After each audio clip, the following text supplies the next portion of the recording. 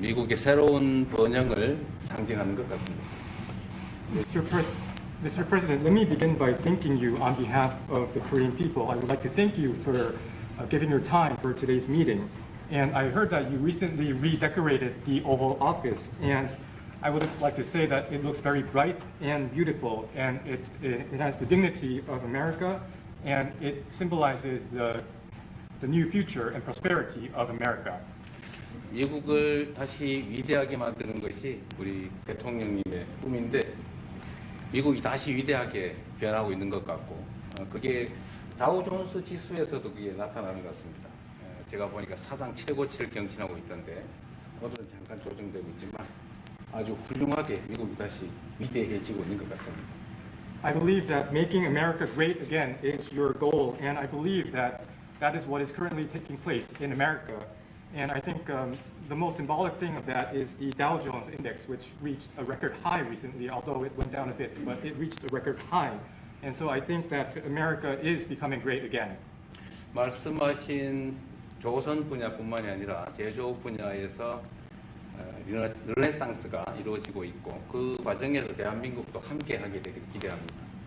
So I believe that there is a renaissance taking place not only in the shipbuilding sector but also in the manufacturing industry, and I hope that Korea can be a part of that renaissance. 그리고 또 한 가지 제가 꼭 말씀드려야 될 것이 대통령님의 평화를 지키는 기간의 미국의 역할을 넘어서서 새롭게 평화를 만들어가는 피스메이커로서의 역할이 정말로 눈에 띄는 것 같습니다. And one thing that I wanted to say to you is that America's role not as a keeper of peace, but a maker of peace, is being more is emerging more evidently. 유럽, 아시아, 아프리카, 중동 여러 곳에서의 전쟁들이 이제는 트럼프 대통령님의 역할로 휴전하고 평화가 찾아오고 있습니다. Many wars in Europe, in Asia, in Africa, and in the Middle East are coming to peace because of the role that you are playing. 세계 지도자 중에 전 세계의 이런 평화 문제에 대통령님처럼 이렇게 관심 가지고 실제로 성과를 낸 경우는 처음으로 보이십니다. So among the many world leaders, I believe that you are the only leader who has made such accomplishments. 그리고 가급적이면 전 세계에서 유일하게 분단 국가로 남아 있는 한반도의 그 평화를 좀 만들어 주셔서 김정은과도 만나시고 북한에 트럼프 월드도 하나 지어서 거기서 저도 골프도 칠 수 있게 해주시고 그래서 전 세계가 인정하는 정말 세계사적인 평화의 메이커로서의 역할을 꼭 해주시기를 기대합니다. And I would like to mention that the only remaining divided nation in the world is the Korean peninsula, and I would like to ask for your role in establishing peace on the Korean peninsula. So I look forward to your meeting with Chairman Kim Jong-un and construction of a Trump Tower in North Korea and playing golf at that place. 아마 기다리고 있을 것 같습니다. 네, 기다리고 있을 것 같습니다. So, I believe he will be waiting for you. 그리고 마지막으로 든든한 한미 동맹을 기반으로 대한민국이 성장 발전해 왔고 앞으로도 이 한미 동맹을 군사 분야뿐만이 아니라 경제 분야 또 다른 과학 기술 분야까지 다 확장해서 미래형으로 발전시켰으면 좋겠습니다. Korea was able to attain economic growth and development through our ironclad alliance. And going forward, I hope to develop our alliance into a future-oriented alliance that encompasses areas not only limited to security, but also the economy and science and technology. 대한민국 국민들은 트럼프 대통령님에 대해서 정말로 큰 기대를 가지고 있다는 말씀을 드리면서 다시 한번 이런 시간 내주셔서 감사드립니다. The Korean people have great expectations for you, Mr. President. Thank you once again for your time. Well, thank you very much. It's an honor to be with you. I will say that Kim Jong-un and I had a very good relationship, as you remember, and still do. And when I came in, I didn't know him. We had 2 summits, but we became very friendly. Respect. It was great respect. And it was not going to be that way had Hillary Clinton won the election. It would have been a disaster. But we think we can do something in that regard with respect to North and South, and I think you are much more prone to doing that than other leaders that I've been working with from South Korea. And we'll work on that. I think it's very good to work with that. If you remember, you were doing the Olympics and there was a great time of hostility with North Korea and you weren't selling tickets because nobody wanted to be blown up in the stadium during the opening ceremonies, right? And you were not selling tickets. And I was also at my formative stage with North Korea and Kim Jong-un. And we were a little bit going at it about Rocket Man, Little Rocket Man, everything back and forth, and it was really nasty. And then I got a call one day, and they wanted to get together, they wanted to talk, and we started talking.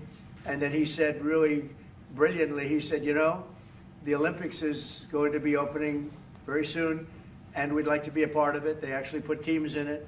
You got along great. And by the way, immediately upon that phone call, you started selling tickets, and it turned out to be a tremendous success. So it went from being empty stadiums because people were afraid to go, because it was a target potentially, to a great success. And I was very proud of that. You had one of the most successful Olympics, and now we have the Olympics coming to the U.S., so we're very happy about that. But that was a great honor to get involved and make the Olympics so successful. 네, 대단히 감사합니다. 다시 한번 모시게 돼서 영광이라고 말씀드리겠습니다. 제가 김정은 위원장과 굉장히 좋은 관계를 가지고 있습니다. 그리고 현재도 매우 좋은 관계가 있습니다. 내가 처음에 취임하고 난 다음에 두 번의 정상회담을 김정은 위원장과 함께 했고 상당히 친해졌고 또 더 중요한 것은 둘 다 존경심을 서로에게 가지고 있다라는 것입니다. 만일 힐러리 클린턴이 대통령으로 당선했다면 절대 그러한 상황까지 이루지 않았을 것입니다. 제가 보기에는 이재명 대통령께서 한국의 어느 지도자보다도 북한에 좀 더 문제를 해결하고자 하는 의지가 있는 그러한 대통령이라고 생각합니다. 그래서 어쩌면 우리가 함께 노력한다면 어느 정도 진전이 있을 수도 있겠습니다. 사실 그 한국에서 올림픽이 열렸을 때 북한 때문에 많은 사람들이 올림픽 표를 사지 않는 그런 현상이 생겨났었습니다.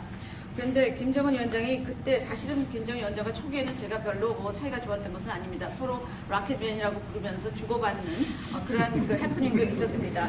그런데 어느 날 통화를 시작하게 되었고 통화를 하면서 그가 얘기를 했습니다. 한국에서 올림픽이 곧 열리는데 우리 그 북한도 참가하겠다. 그렇게 얘기를 했습니다. 그리고 그 통화 직후에 올림픽표가 많이 팔리기 시작했습니다. 그리고 한국의 올림픽은 올림픽 역사상 가장 성공적인 올림픽으로 지금 기록되고 있습니다. 또 우리 미국도 곧 올림픽을 주최할 예정입니다. 그래서 우리도 미국에서 성공적인 그런 올림픽을 주최할 계획을 가지고 있습니다. 김정은 위원장 말씀을 해서 그런데 사실 대통령님 덕분에 이 북한하고 이 한반도 관계가 매우 안정적이었습니다. 그런데 사실 그 이후 대통령께서 미국 정치에서 약간 물러서 있는 그 사이에 사실은 북한의 미사일도 많이 개발됐고 핵폭탄도 많이 늘어났고 진척된 것도 없이 한반도 상황은 정말로 많이 나빠졌죠. Mr. President, you mentioned about Chairman Kim, and thanks to your efforts when you were in office during your first term, the situation on the Korean Peninsula was stable. But during the hiatus where you were out of office, North Korea developed further its nuclear and missile capabilities, and that led to a deterioration on the situation of the Korean Peninsula. And they wouldn't have done that.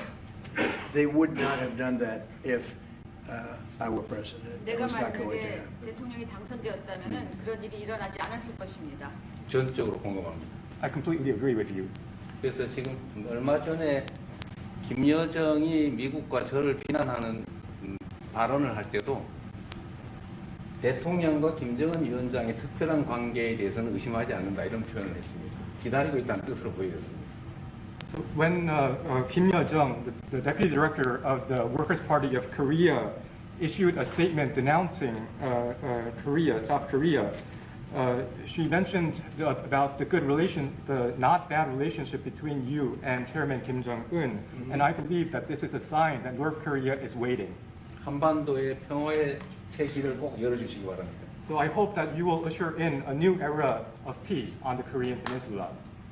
I will do that, and we'll have talks. He'd like to meet with me.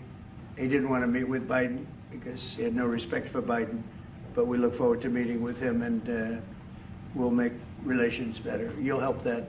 You had a lot of leaders. I've gone through a lot of leaders in South Korea. You know, it's been quick. You'll be there for a long time. But we, in the various leaders that I've dealt with, they were not approaching it properly, in my opinion, having to do with North Korea. But I think your approach is a much better one. 네, 그렇게 하도록 하겠습니다. 김 위원장이 바이든 전 대통령을 만나고 싶죠 하지는 않았지만 말은 만나고 싶어 할 것 같습니다. 그래서 그런 그 시도를 하겠고요. 내가 한국의 지도자들을 여러 분을 만나봤는데 제 개인적인 생각으로는 대북 정책이 그렇게 적절하지 않지 않았나 하는 생각이 듭니다. 그래서 이 대통령께서 그 적절한 대북 정책을 통해서 좀 더 그 진전이 있었으면 하는 생각입니다. 저의 관여로 남북 관계가 잘 개선되기 쉽지 않은 상태인데 실제로 이 문제를 풀 수 있는 유일한 인물이 트럼프 대통령이십니다. So resolving this issue through my engagement is not an easy thing. And the only person that can make progress on this issue is you, Mr. President. 대통령께서 피스메이커를 하시면 저는 페이스메이커로 열심히 지원하겠습니다. So if you become the peacemaker, then I will assist you by being a pacemaker. That's good. We can do big progress, I think, with North Korea. Absolutely. 네, 북한에 대해서 큰 진전을 함께 이루어 나갈 수 있다고 믿습니다. 감사합니다. Okay, thank you very much. Thank you very much. Good job. Okay, questions, please. Mr. President, when you met with Russian President Vladimir Putin, how soon did he say that he wanted to sit down with Ukrainian President Zelensky? Russia, as of now, says there's no meeting on the books and no agenda is set. Well, that's going to be up to them. It takes two to tango, I always say it. And they should meet, I think, before I have a meeting and probably close the deal. But I think it's appropriate they meet. They do not exactly get along well, as you can understand. And I'm sure it's a meeting that perhaps he didn't like. But he wasn't happy about coming to the United States either. That was a big concession, and I appreciate the fact that he did. You know, I've always had a very good relationship, despite a fake Russia haunt that we had. But we've always had a great relationship, very good relationship, strong relationship with Russia. That's a good thing, not a bad thing, by the way. That's a very good thing. And it's good to get along with Kim Jong-un, and it's good to get along with everybody, including President Lee. It's good to get along, and I get along with the foreign leaders. You see that with the biggest group of foreign leaders that we've ever had. Don't forget the European Union was here also representing a large group of countries just recently. So I believe that we're going to get that war straightened out. We're going to get it done. I don't know that they'll meet. Maybe they will. Maybe they won't. They'd like me to be at the meeting. I said, you guys ought to work it out. It's between you. It's not us. Now, in the meantime, we're not spending any money on, as you know, on Ukraine. We're selling military equipment to NATO. NATO now is taking in, excuse me, NATO now is taking in a large amount of money from the countries. They're taking in 5% of GDP versus 2%. They're paying the 5%. They never paid the 2%, most of them, or a lot of them. NATO has a lot of money. We are selling military equipment to NATO at full price. And NATO's distributing that equipment to wherever they are, I mean, perhaps to Ukraine. So NATO's working with Ukraine. Biden was giving hundreds of billions of dollars, just willy-nilly, just giving money. He had no idea where it was going. That was terrible what was happening. So we're not involved anymore in terms of the cost. We're in for $350 billion. As you know, I also got the rare earth deal done with Ukraine, which was worth much more than the $350 billion. But I'm not interested in the money so much, even though we've done a great job in that regard. I'm not interested in that. I'm interested in stopping a war where last week 7,109 soldiers died, both Russian and Ukraine. It's such a waste of life and humanity. They're not from this country. They're not from any other country other than Ukraine, for the most part, other than Ukraine and Russia. But it's a very important thing to me to stop it. I stopped 7 wars that were raging, one for 31 years, the Congo, and as you know, Rwanda, one for 35 years. I don't have to go into them, you know the list better than I do.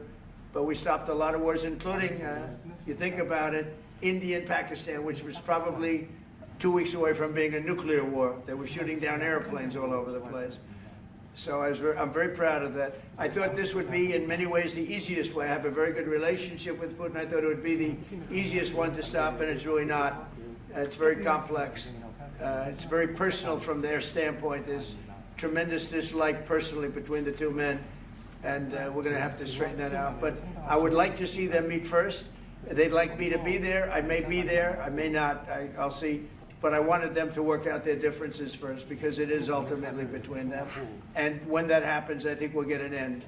How soon? You said maybe they meet, maybe they don't. How long are you willing to let this play out? And if they don't meet, will there be consequences? And how soon for Russia? Yeah, there could be very big consequences, but we'll see what happens. There might be very big consequences, because this is something that has to end. This war would have never taken place, and for 4 years it didn't take place. But if I were president, this war would have never taken place.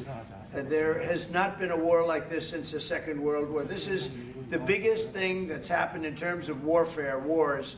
It's a whole new form of fighting. It's a drone fighting. It's a drone war. No, a drone war never existed before. And we're actually studying it from the standpoint of Pete Hegseth and everybody. We're studying it and studying it very carefully. This is a whole new form of war, but it's a violent war. And there has been nothing like this since the Second World War. So we'll see what happens over the next week or two, and at that point I'll step in very strongly, and if I have to be there, I'll be there. And we'll either have a deal or we won't. But a lot of people are dying, and I want to get us... Kim Jong-un wants to meet. When do you want to meet with him? With who? You said the North Korean leader wants to meet. How soon would you? Yeah, we want to have a meeting. I like to have a meeting. I get along great with him. You know, you were there. We even had a press conference. He had his first press conference. Kim Jong-un had a press conference. This was a little different press conference. I said, have you done a press conference before? No. And you know what? He did great. It was a great press conference, actually. It was historic. I doubt he's done one since. But I said, would you like to meet the fake news? Because whatever you want to do. And they came in like you've never seen anything like it. And then he said, enough. And that was the end of the press conference.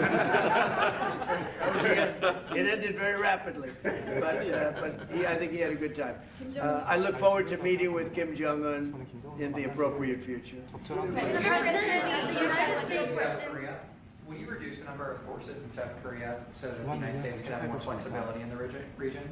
Say it. Would you consider reducing the number of U.S. forces in South Korea so that the United States can have more Well, flexibility? I don't want to say that now, because we've been friends and we're friends. And look, we have a lot of people over there. We have over 40,000 troops in South Korea. As you know, South Korea agreed to pay for that during my last term. And then when Biden came in, they complained to Biden that I wasn't a nice person.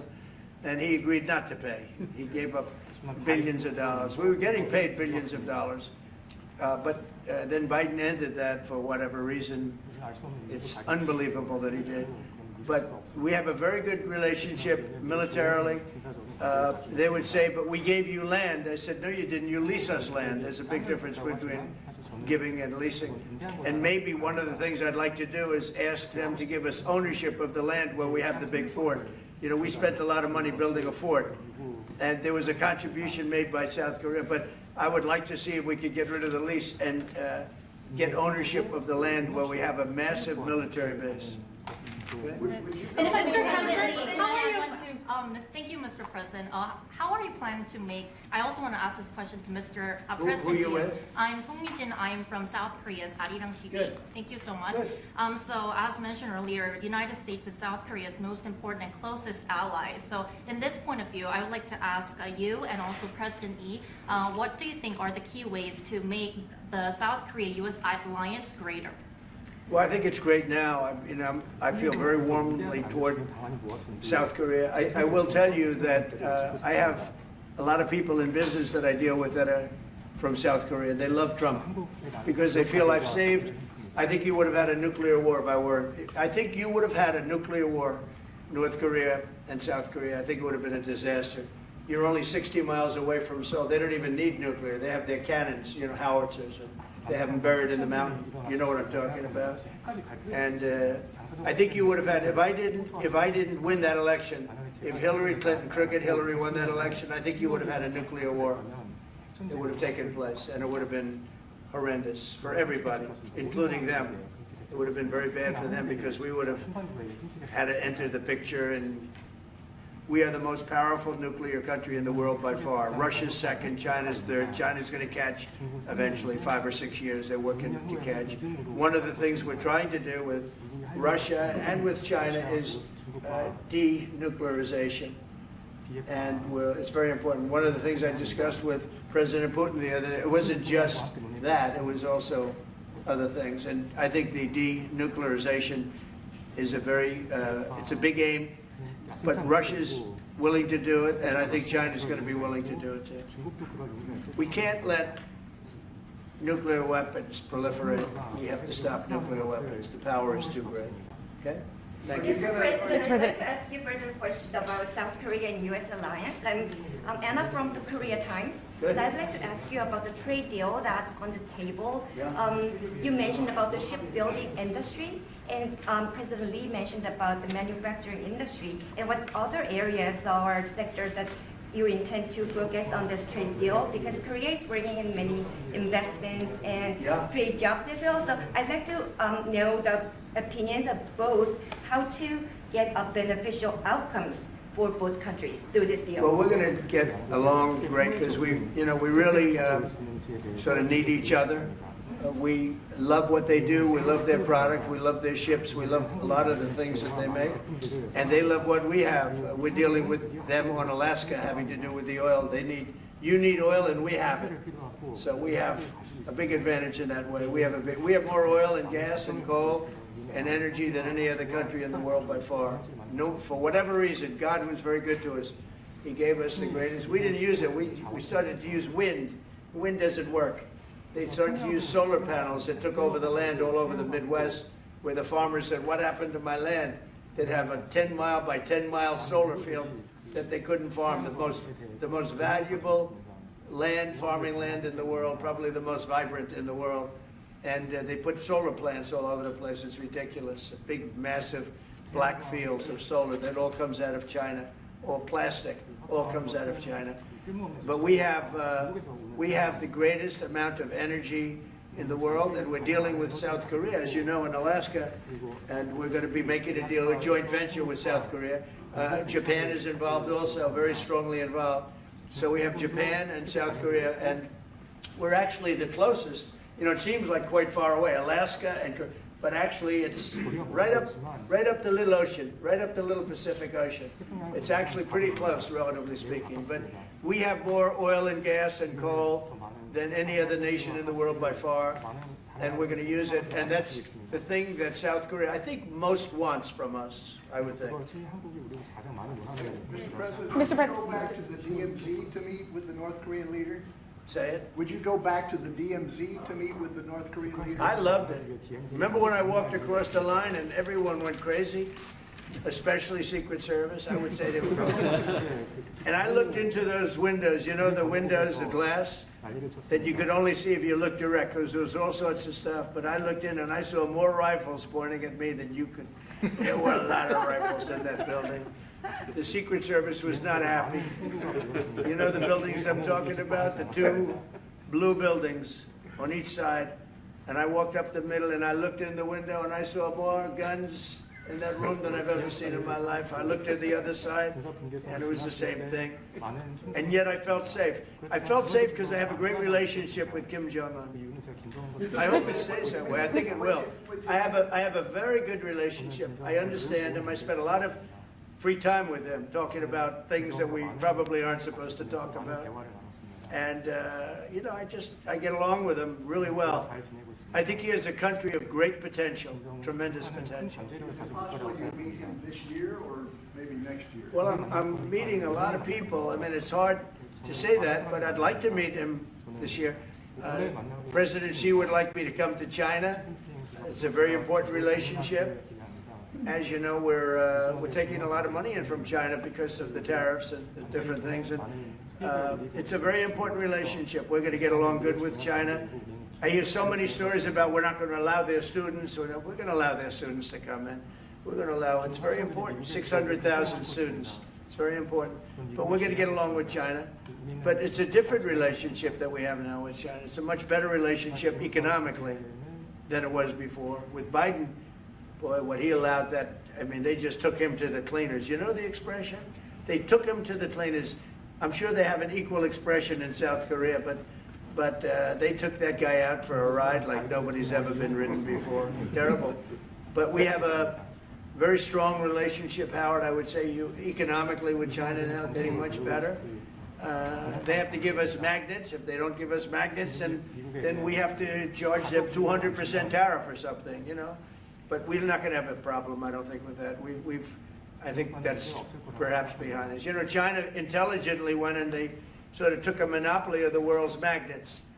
And nobody needed magnets until they convinced everybody 20 years ago, let's all do magnets. There were many other ways that the world could have gone. But so it'll take us probably a year to have them. We're heavy into the world of magnets now, only from a national security standpoint. But we have a powerful thing. It's airplane parts. They have many Boeing jets. You know, they had 200 jets that didn't fly. And I've sent them all, based on his word, I sent them all of the parts so their planes can fly. I could have held them back. I didn't do that because of the relationship I have. And their planes are now flying. You know, we had 200 of their planes were unable to fly because we were not giving them Boeing parts purposely, because they weren't giving us magnets. Therefore, we weren't giving them. But we have a much more powerful thing, that's tariffs. If we want to put 100%, 200% tariffs on, we wouldn't do any business with China. And, you know, it would be okay, too, if we had to. But the magnet situation, we have tremendous power over them, and they have some power over us with magnets. We're going to have a lot of magnets in a pretty short period of time. In fact, we'll have so many we won't know what to do with them. But you know the story. It's a very interesting history with magnets. And it really is because presidents, not being business people, they allowed that to happen. And they shouldn't have. But we have much more, I mean, look, in terms of playing the cards, we have much bigger and better cards than they do. But with that being said, I think we have a great relationship. I spoke to President Xi fairly recently, and at some point, probably during this year or shortly thereafter, we'll go to China.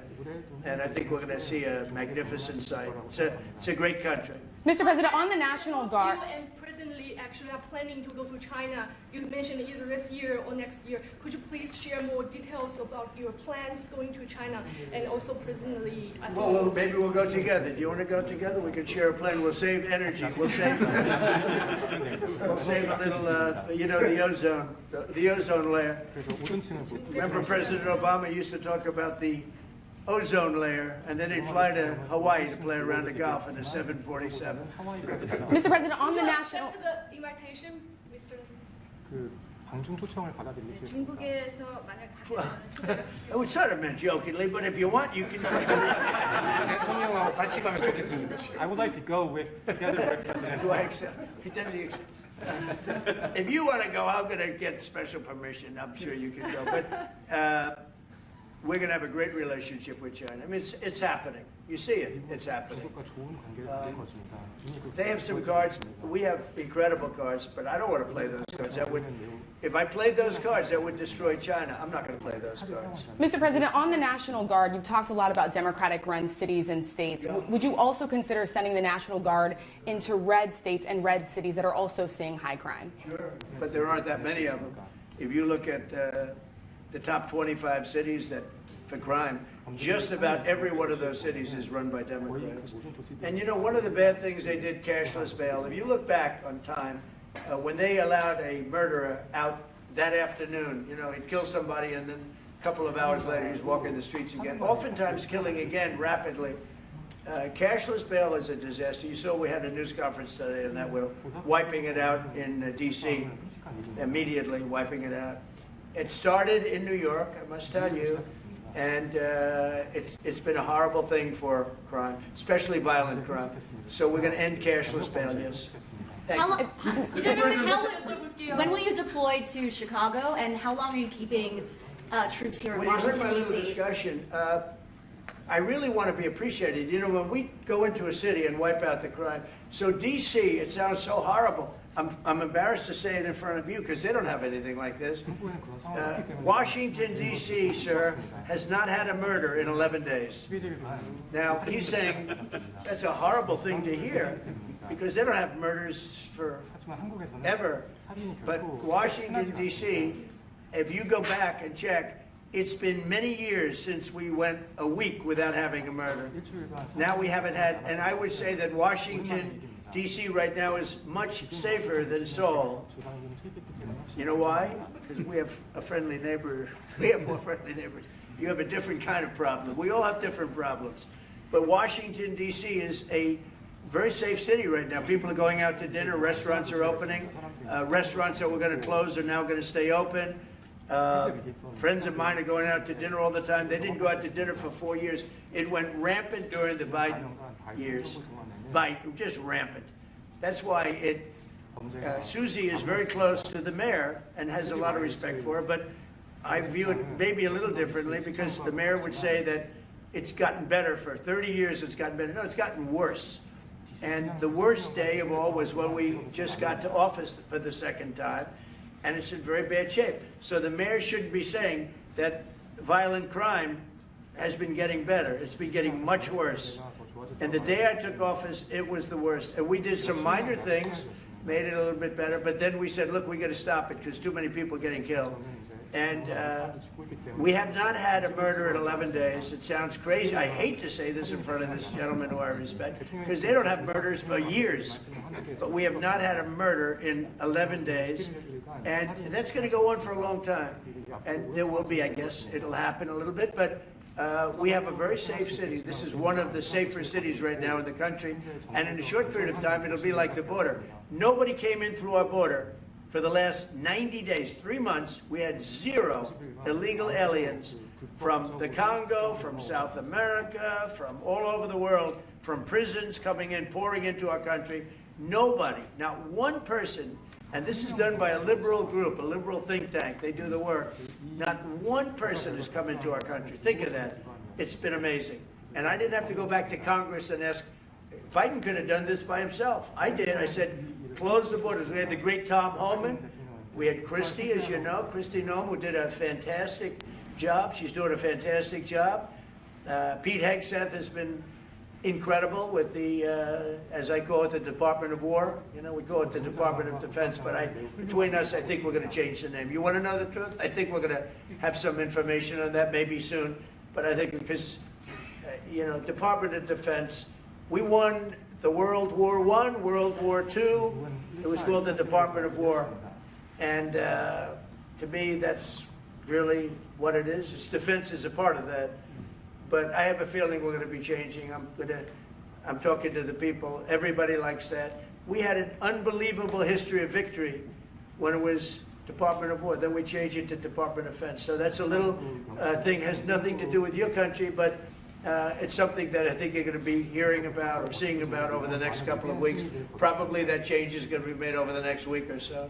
Are there 2 Koreas, North and South, or is there one Korea waiting for you? Well, I know it is 2 Koreas. I mean, you know, there was one Korea. It was a very large country and a very powerful country. And it was a country that went to war with China. President Xi explained it.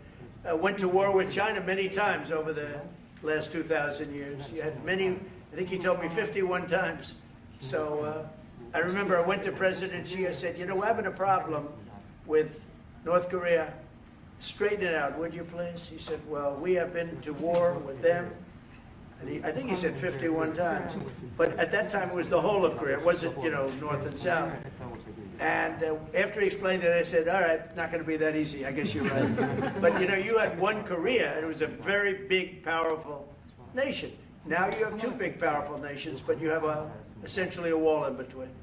Mr. President, can you elaborate the comments, the post-end comments you made on South Korea earlier this morning, like raids on churches, going into U.S. military base, purge, revolution.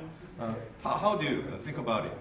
이재명 대통령께도 질문 드리겠는데요. 저희가 이제 빛의 혁명이나 이게 내란 사태 극복하는 과정에서 이런 일들이 좀 Right, I 벌어졌다고 heard from 말씀하신 것 같은데 Intel. 그 부분 설명해 주시면 좋을 것 I 같아요. heard from Intel that there was a raid on churches. We're going to talk about that later. I haven't spoken about it yet, but when we meet, and you know, that would be too bad if that's the case, but I did hear that from Intel, that there was a raid on churches, closing some churches. So we'll talk about that later. I could ask you now if you want. Mr. President, what conversation? Wait a minute. Excuse me. If you'd like.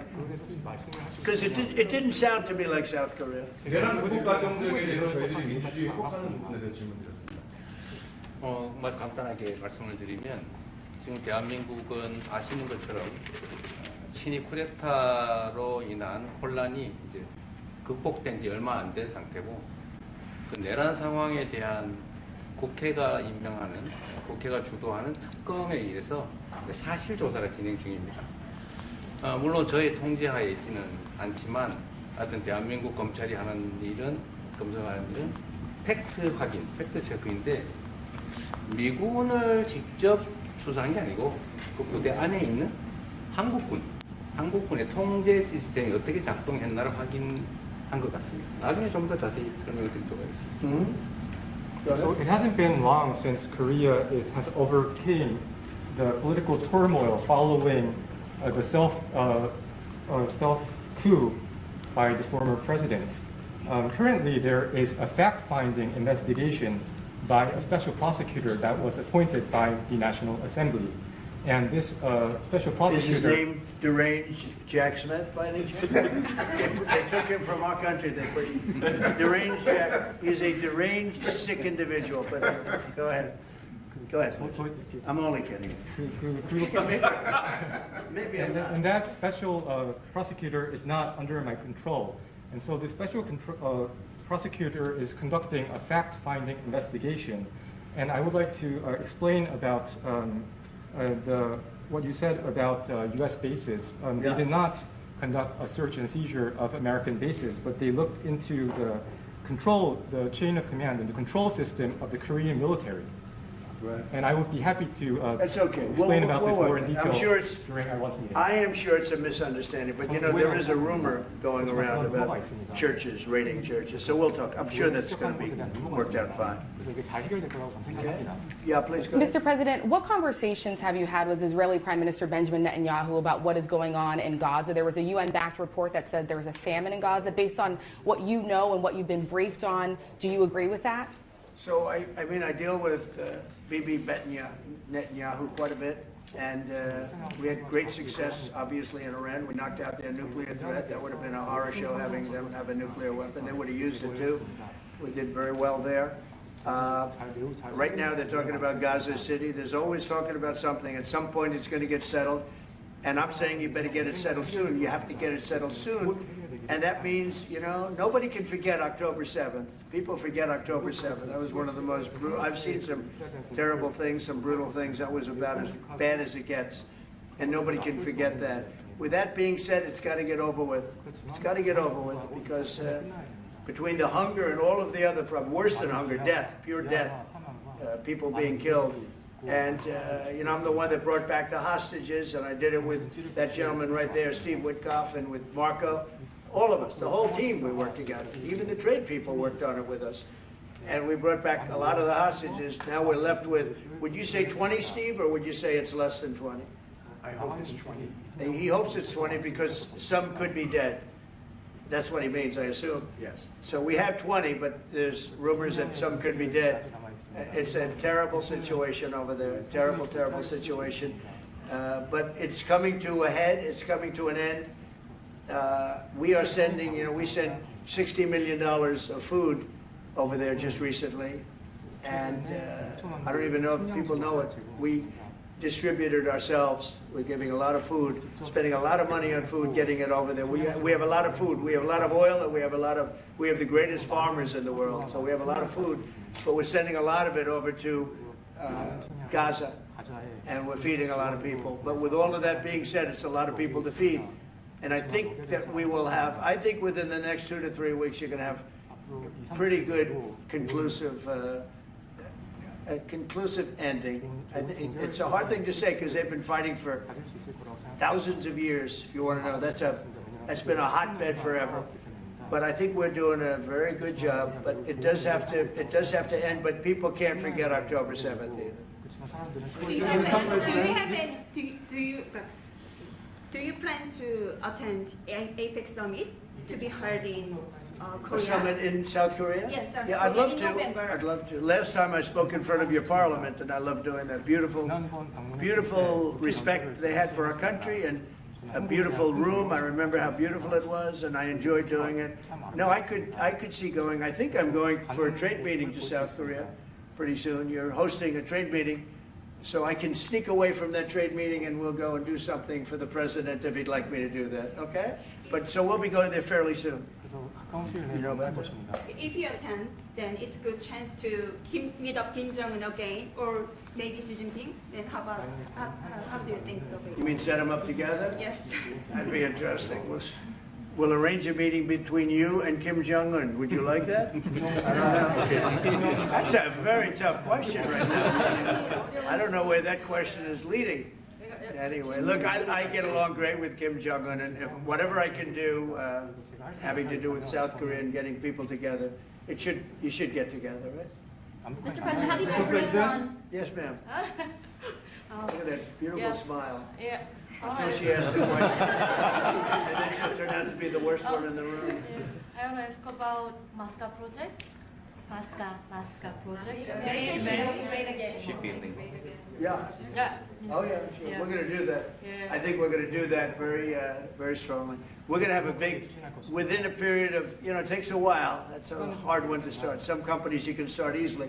Shipbuilding's a tough one to start, but we'll be doing that. Now, with that being said, we make the best submarines anywhere in the world. We make submarines. We're 25 years ahead of anybody else in submarines. So we do that, we do that. But we really gave up the shipbuilding industry foolishly many years ago. But we're gonna start it up again. We're gonna be making our own ships again soon. Okay, how about one or two more? Mr. President, have you been briefed on the search of John Bolton's home and office from Friday? Have you been briefed I on have that? not been briefed. No, I read it just like you did. I was never a fan of his. I thought he was stupid. I thought he was, a guy that only wanted to go into war. He liked killing people. I thought he was essentially a bad guy, but I'm not involved in that. No, you'd have to ask Pam Bondi about that. Are more raids coming, sir? Are more raids like that coming, sir? Are more raids like the one on John Bolton's house coming? More raids? I don't know. You'd have to ask the Department of Justice. They raided my house, I can tell you that. They did a big raid on my house. They took away everything that wasn't pinned down, and they took away some of that too. No, they raided Mar-a-Lago. They started that. These were bad people that we had in our government before. They raided Mar-a-Lago. They went into my wife's area. They went into my son's area, my young son. And what they did was a disgrace. But how did it work out? I see. We're in the overall. I guess it didn't work out too well for them, did it? They are bad people. They're sick. They're sick people.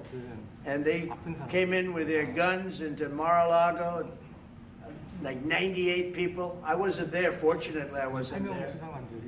But they are very evil, very sick people, that group. And if they would have won the election, this country wouldn't exist as we know it. This country would have been a failed country. And now it's the hottest country anywhere in the world by far. We are the hottest country in the world by far.